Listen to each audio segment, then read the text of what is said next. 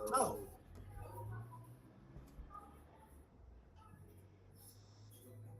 you have uh, questions for me? yes, Yeah, yes, sure. sure. Sorry for that. So let's begin. My name is Safar. The teammate of mine is abroad. So we're passion prospect guys who are majoring in economics dash finance in the future. So we're high schoolers. So here sits Mr. Mark Montgomery. So he's a professor emerita of Grinnell College, who has been teaching for more than 35 years. He got his PhD from University of Wisconsin Madison in 1982, and he teaches courses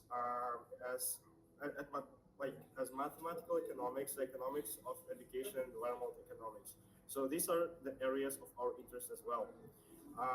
Over his career, he published widely. He has on Google Scholar, he has more than 50 publications and lots of citations. And actually, we admire you as a professor. And your research has appeared in lots of top journals like Review of Economics and Statistics and etc. So we will not get into that as well. So the podcast will contain three parts. So in the first part, we will ask you some personal and work related insights for them. So in the second part, we will discuss one of your works. So like about the human capital, and then in the third part, another works of yours. So I Okay. hope you're ready. It's very nice to I'm meet you. ready. I reviewed my articles this morning, so I'm ready. That's good. That's good. That's good.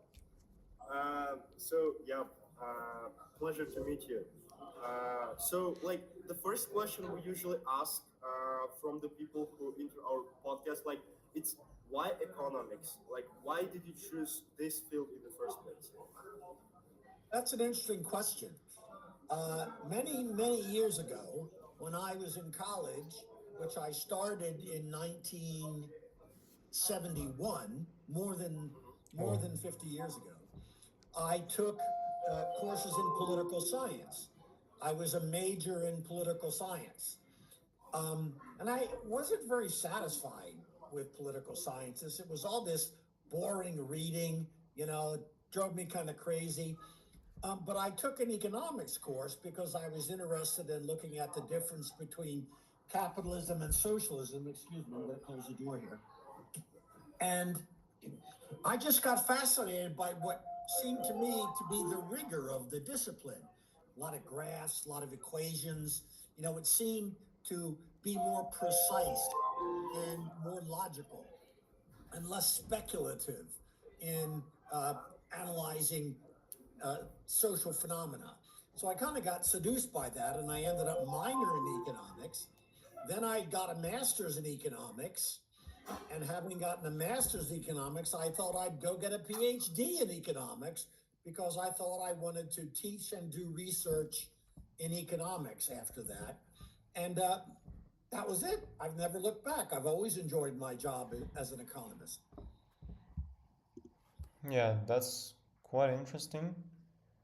So my next question would be like, why did you decide to join Grinnell as a professor and stayed there for for such a long time? Well, I had what a lot of people have these days in employment. I had a two-job problem. My wife is also an economist. Whoa. And so it is not easy to find two academic positions together geographically. That's very difficult. Now, at that time, economists were in better shape than lots of academics because economists had another source of employment, which was the government, right? Right. So you didn't have, if you came out as a professor of French literature, you much had only one option: find a college or university that wanted a French literature professor. You could not go to a government agency and be a French literature specialist, but economists could. A lot of government agencies were hiring economists. So this was good for our job search, but we still wanted to be academic and we wanted to be together.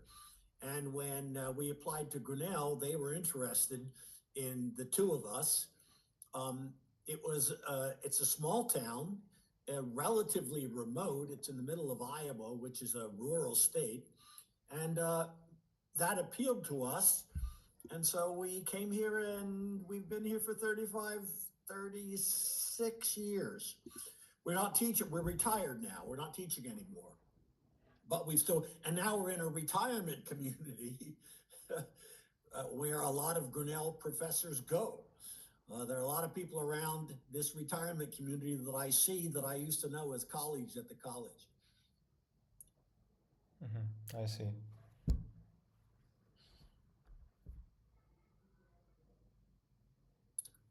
I can't hear Microphone. you.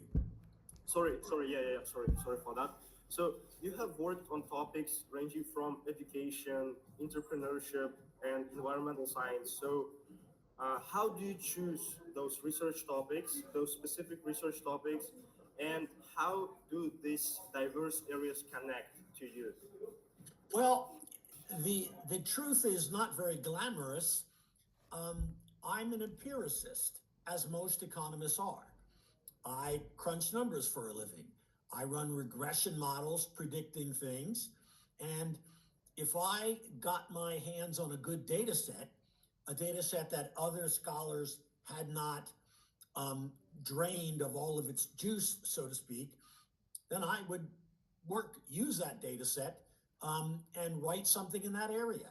So I once came across a very good data set that was sent to me by a friend on the use of lakes to fish, people fishing in lakes and how distance affected them. So wrote a paper out of that, two papers out of that. Had another, I worked for a consulting firm for a while. They generate a lot of interesting data. I wrote some papers out of that about students going back to school, one of those papers that you commented on. Right. Older students going back to school. That was a unique opportunity. Nobody had really looked very much at that because the data weren't available. My wife and I were in Washington for a year.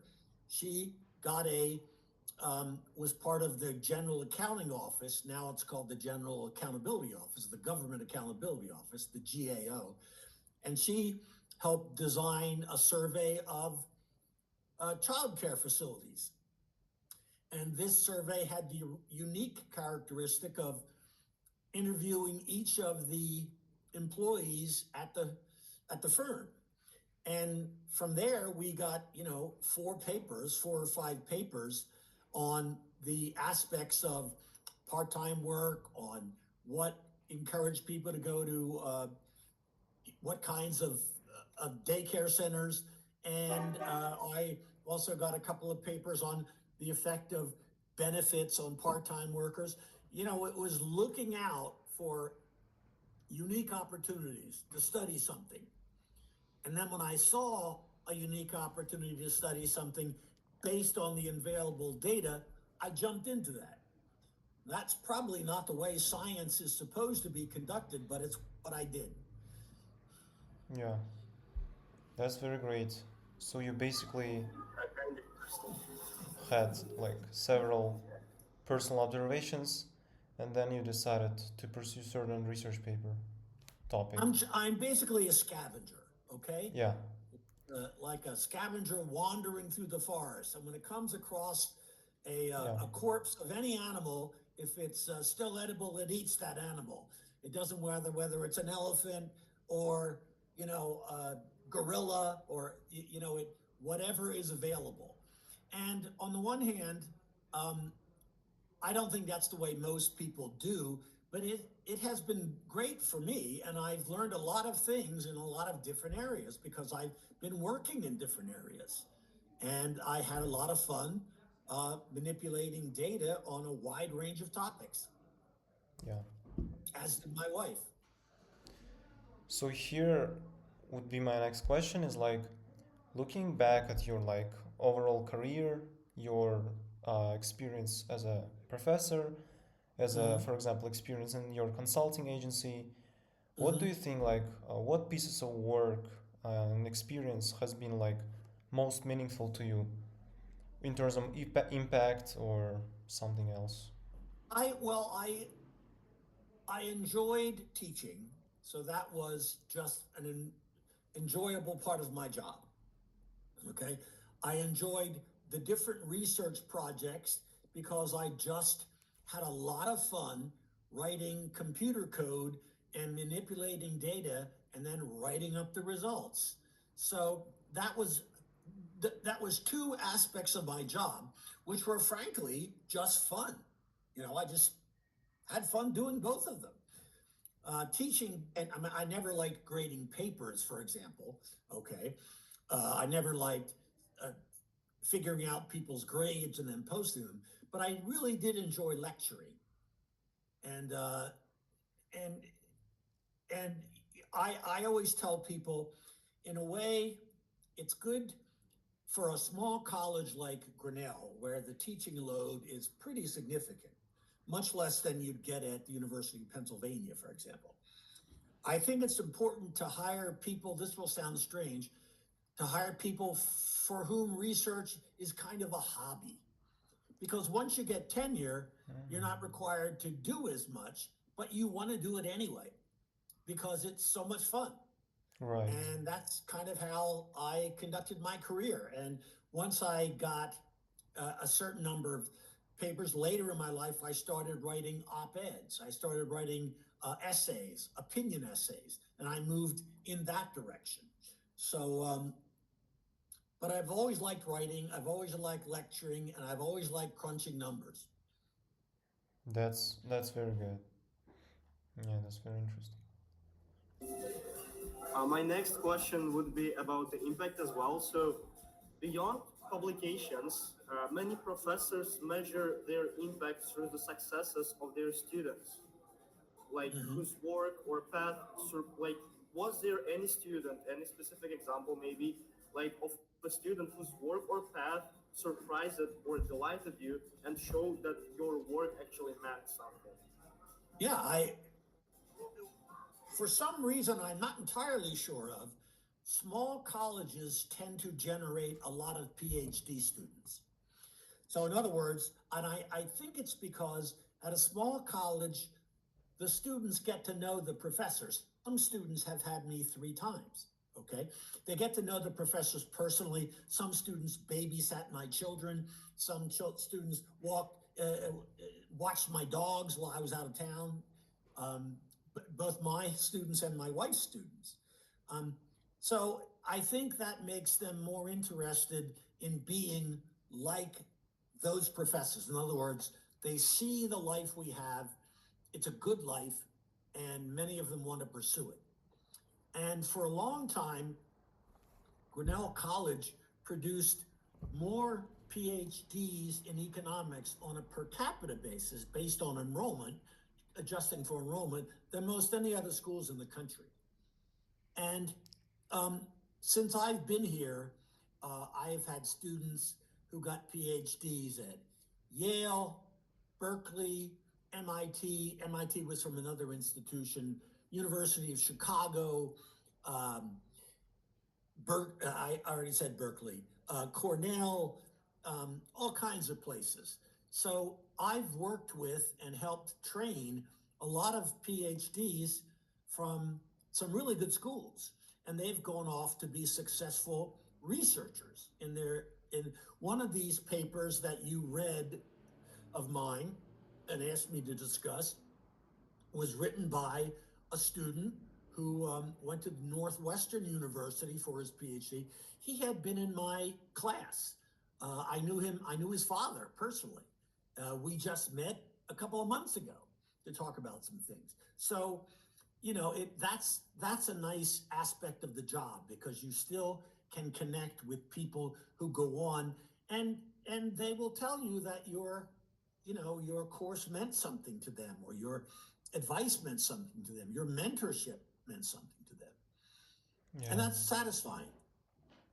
definitely. Yeah.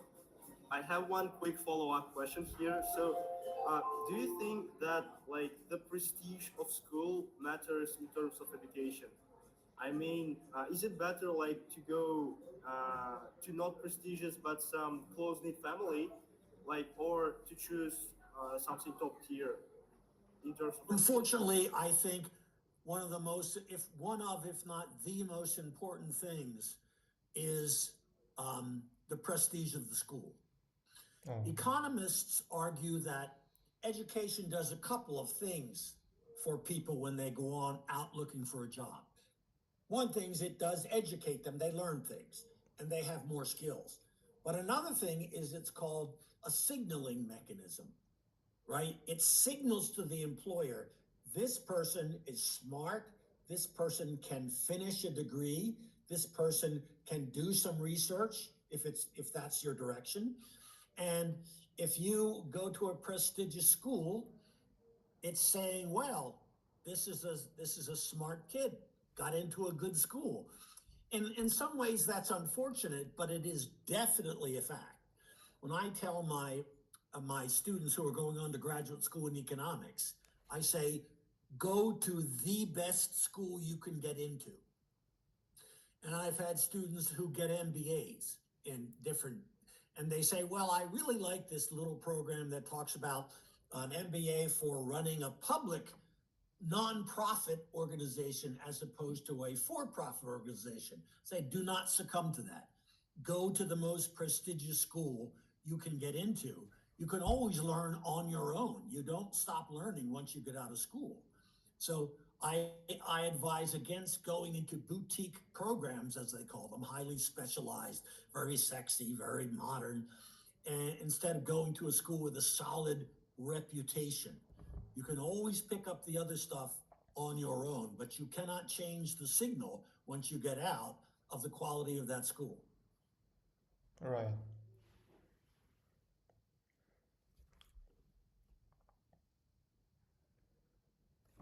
Anything else? Yes, so Of course, lots of things. Lots of things. we would like to like proceed to the part two, I guess, more about Okay. your research. I guess, yeah.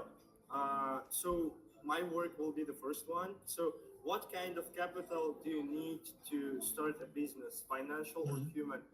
So Right. this work actually interested me. Like I was like looking through Google Scholar, and like I found this one, and it was like personal because in the beginning I thought that like human capital mattered much more than financial one, and the findings of the research they surprised me, to be honest. And I prepared Yes. questions about the study itself. Hmm.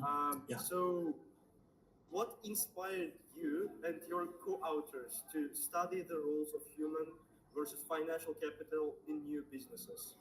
What was your Okay. first It goes motivation? it goes back to what I told you. I worked on this project when I was in a consulting firm in Washington for a year, and it provided an extraordinary data set that nobody else had. Nobody else had anything like it. It was a, it was an idea by the Department of Labor, which frankly I don't think was a very good idea. But it encouraged people rather than when they got unemployed, rather than take a monthly stipend, which is how it normally happens, they said, well, okay, you can take all of your 6 months of benefits in a lump sum and try to start a business. So they, surveyed some like 700 or something people who got help, were allowed to do that, and other people who weren't. So you had a classic experiment. You had a treatment and a control group. And these people were trying to start businesses. And you could observe, and no, I don't know any other situation people observe this. As I said in the paper, it was like a horse race. Everybody starts at the starting line. Everybody starts at the same time. Everybody starts in one of a very few geographic areas. So you're really controlling for what's happening in the local economy. And then you follow them for a couple of years and see what happened. And that was an extraordinary thing to me. I didn't know anybody doing that. So we looked at it that way. What you have a bunch of people trying to open businesses. These people have some skills. They have some education, which we know about. They also have a little bit of money that they've gotten from the nature of the experiment. They've been able to take their UI benefits, unemployment benefits, as a lump sum. So, and we also knew something else about them in terms of their private assets. So, who succeeded, right? Who did it? The other thing is, almost nobody anywhere that I know of was able to look at people who tried to start a business and failed, right? If you study entrepreneurs, how do you study entrepreneurs? You find a bunch of people in their businesses, you survey them, you see what kind of background they had, what they're doing. You don't find people, you can't tell that somebody has tried to start a business and failed. That's hard to study. But this made it possible to study that. It was a unique opportunity. And, I thought that aspect of the project was particularly interesting. And so we wrote a paper on that and found some kind of surprising things. Uh, uh, you know, finan- Education matters, but financial assets are really important. And what it suggests is that small entrepreneurs are in general in need of financial capital. If you want to encourage entrepreneurship, you need to provide financial capital. This has been important in the world, for example, in some poor countries. There was a organization called the Grameen Bank, which did something really unique about 50 years ago. They started giving women small loans to start businesses. Wow. And these women started all kinds of businesses, and the results were quite exciting. You know, these are called micro loans. So you're basically giving a woman enough to buy a bicycle so she can transport her produce to the market. That could be a big deal for somebody who's very poor. So this whole idea has taken hold, and although I must say that it wasn't as if this program launched a lot of really successful businesses, because it did not. The amount of money wasn't probably great enough to really make a huge difference to people who were trying to start businesses. But it was a unique opportunity to look at entrepreneurship in a way that no one had been able to do. So we did it. That's part of the thing I told you. You find a data set and it's very interesting. And you start thinking, what could I learn from this data set? What study could I create? And this is an example of that. That's very interesting. Yeah. So you measured success in a few ways, like survival for 21 months, giving revenue Right. or not. So Right. how did you decide on these measures, and do you think different definitions might yield different insights? Sure. I mean, we did the best we could, right? These people, you didn't follow these people for 10 years. The government spent millions of dollars on this study, but it didn't spend tens of millions of dollars. And it was a good size sample, okay, but not thousands of people. And so you had to, in any empirical study, anything you do that you study with data will have limitations. The data will never be what you want them to be. Often they'll be infuriatingly close to what you want them to be, but they're not quite there. So what you do in the art, as opposed to the science of doing econometric analysis, is figuring out how to squeeze whatever you can out of the data while dealing with its limitations. And that's an example here. This demonstration followed them for a certain period of time, and that's all we had to work with. We don't know if some of those businesses went on to make people incredibly wealthy, or we do know if they failed and they gave up. But you don't observe them for that long. So it's a limitation of the study, and all empirical studies have limitations.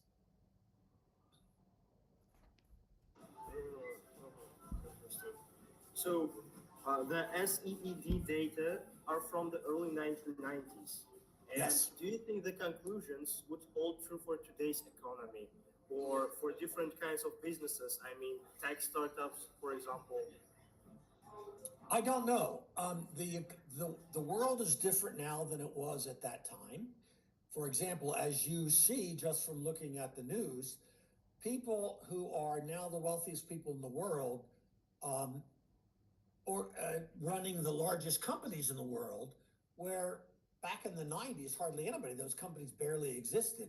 Microsoft came out in the 1980s. Okay. Google did not exist.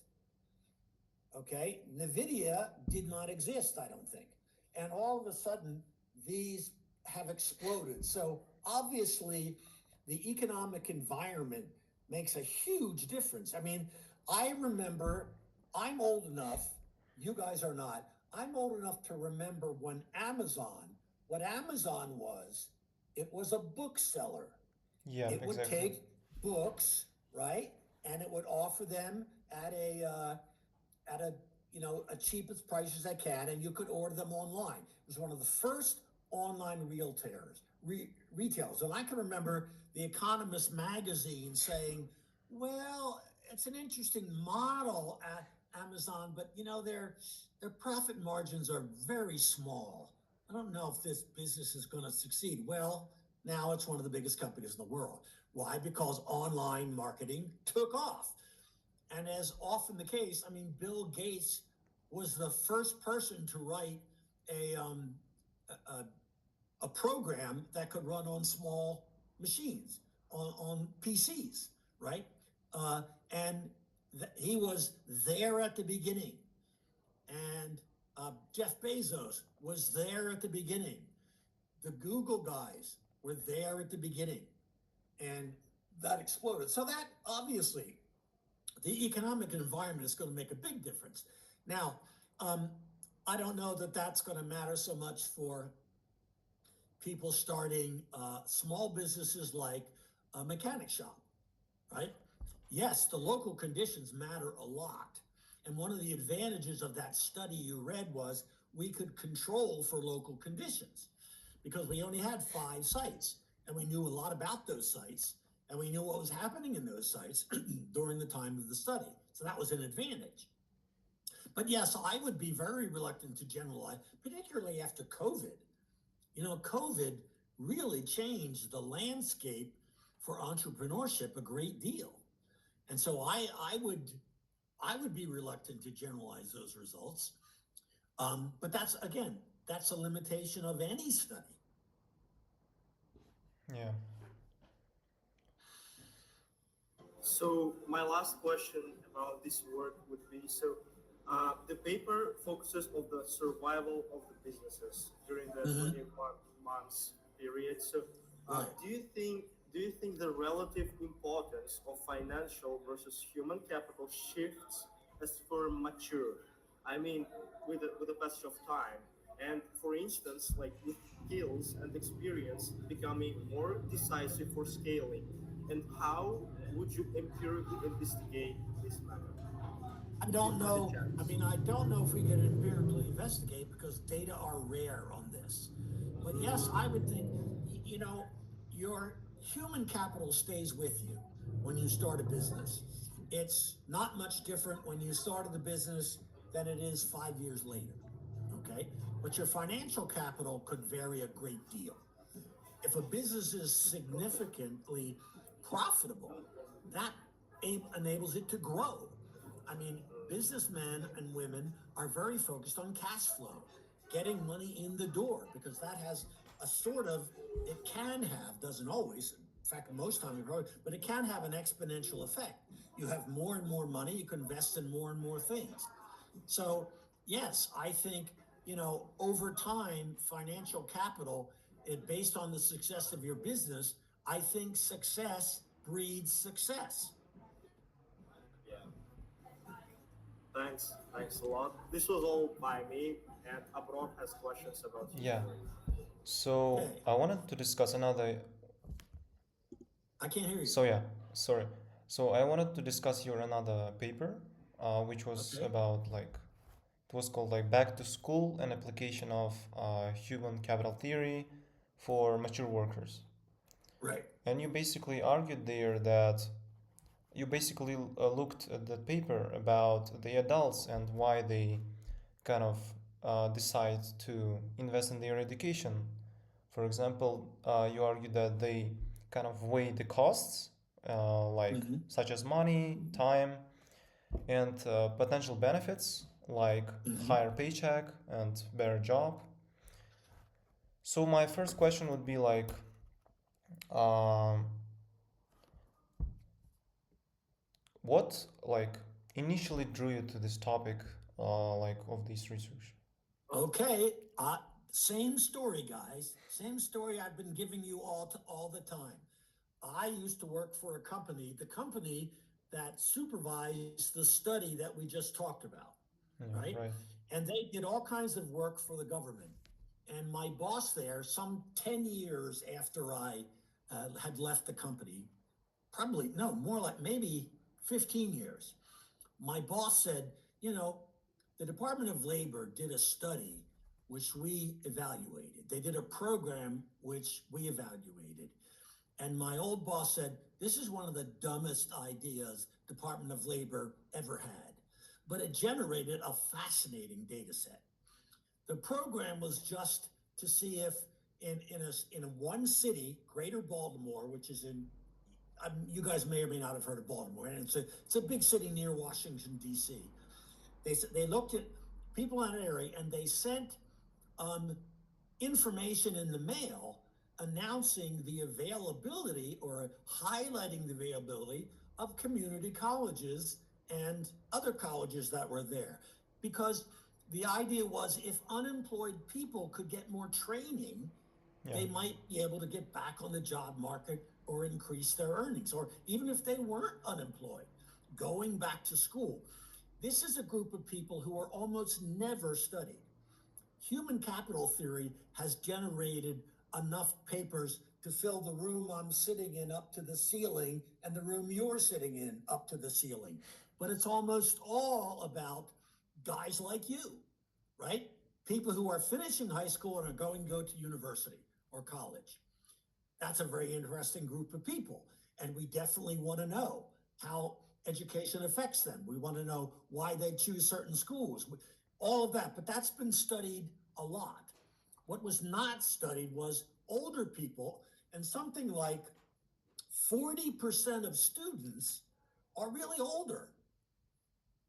And so you're looking at human capital theory, like any economic theory, says when you decide to engage in an activity, you compare the costs and the benefits, right? Yes. And the benefits are there are a lot of benefits, but the benefits are higher earnings from getting an education.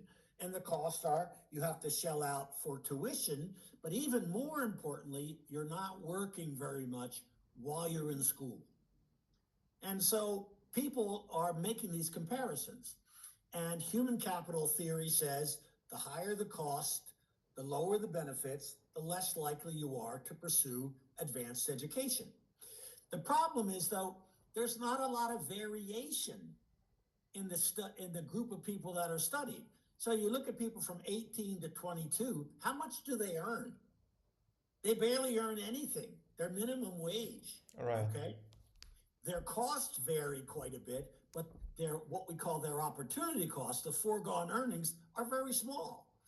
So how do you look at that? Whereas if you look at a 44-year-old who's just who just lost a job, or maybe is considering moving to a new job, that person could be making good money. And to decide to go to school full time, like my mother started college in 1960. I remember the day she went to her first class.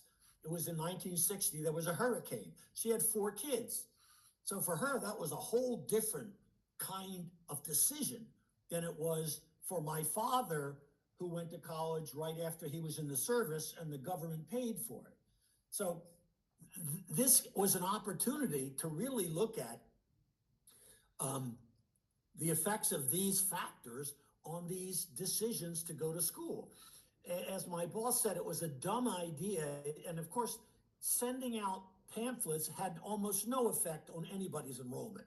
And that was kind of predictable, right?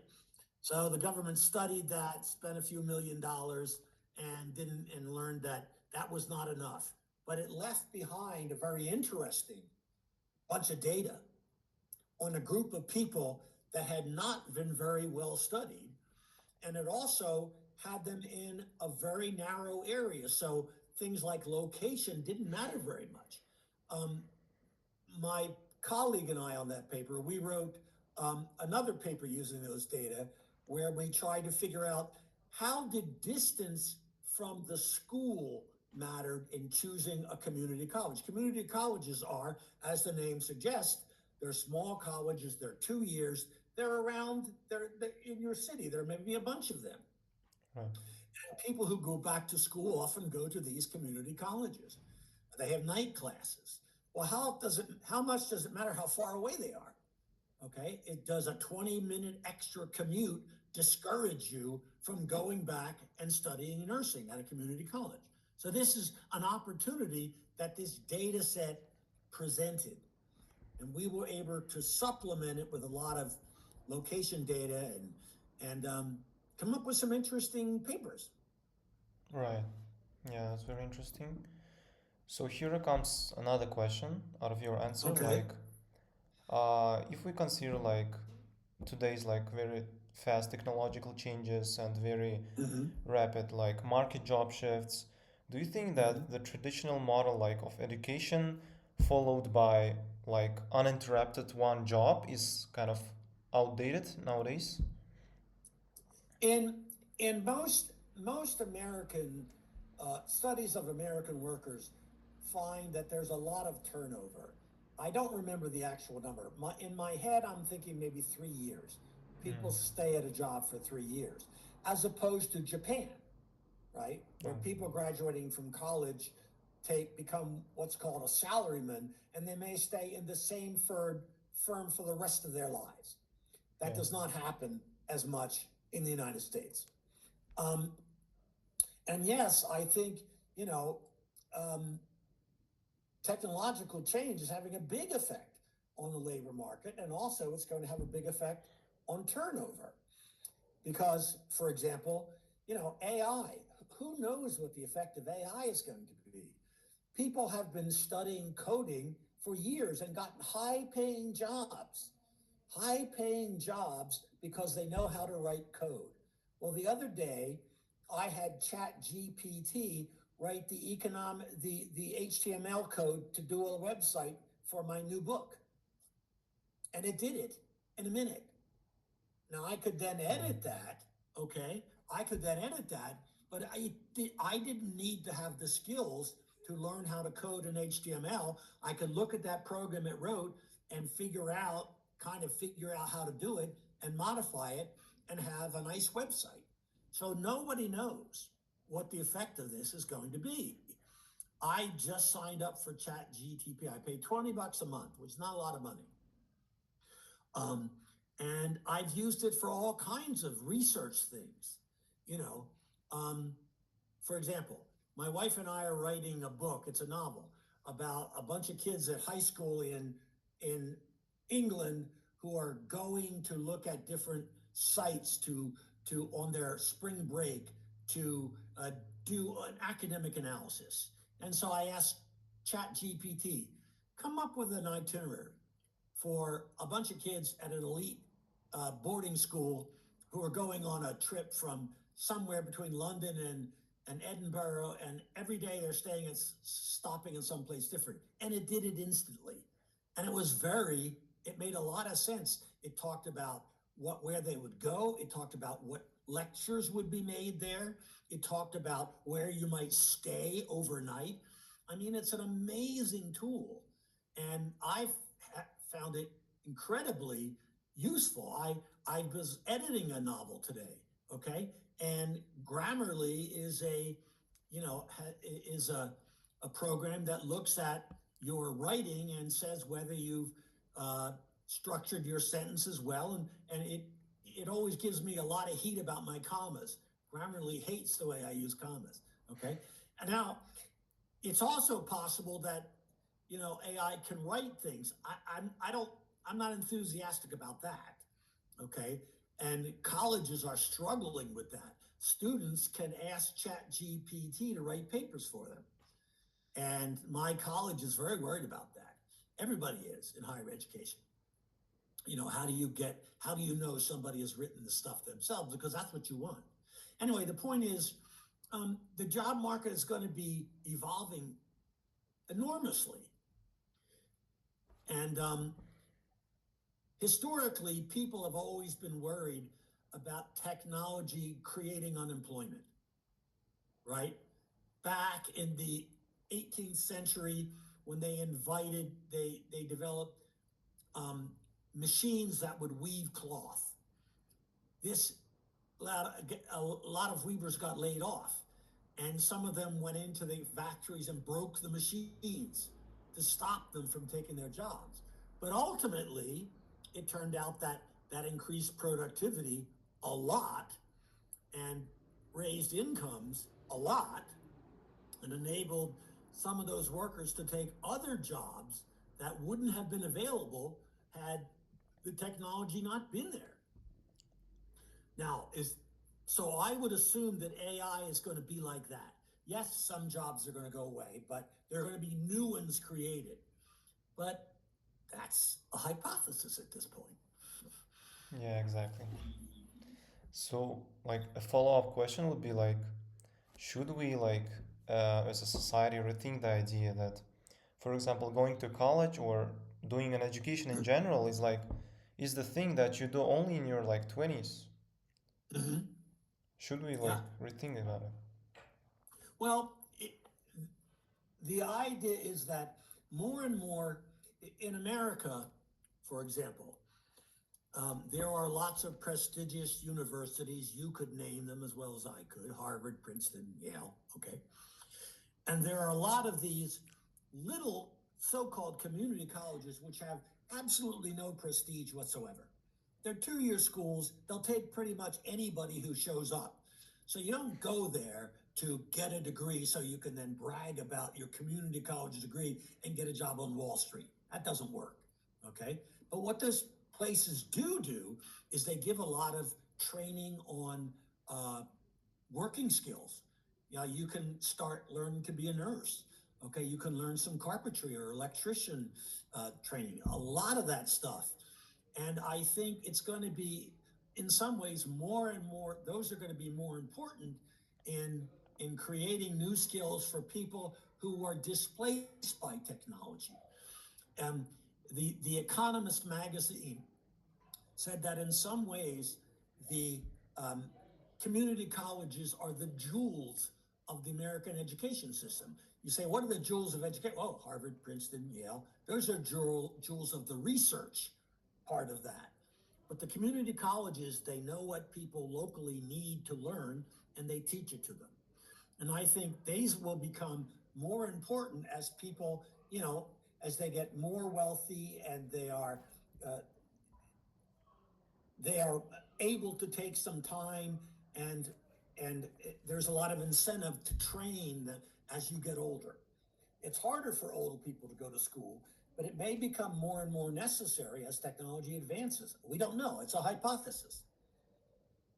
Yeah, So, yeah. well, anyway, I'm going to have to go, guys. Is there anything else I can do for you? Yeah, our One last last question. question would be Okay. One like, last question. So, for students like us who are exploring careers in economics, finance, and policy, so what skill or perspectives do you think are especially important to develop right now at this moment? What we should do?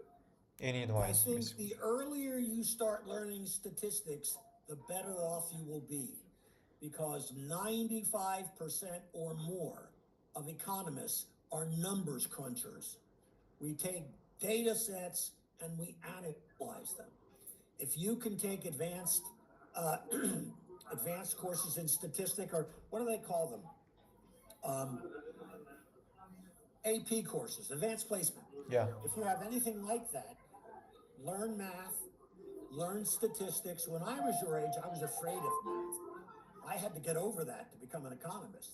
And I have taught mathematical economics. It would never have occurred to me when I was your age that I could even consider teaching mathematical economics. I had to get over that hurdle. So, math and statistics, you're going to need them.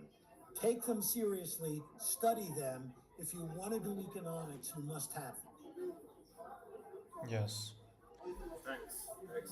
Thank you very So, much. Mr. Montgomery, thanks a lot for the interview, for the podcast. I really appreciate it. We really appreciate it. I guess all of those speakers would appreciate it.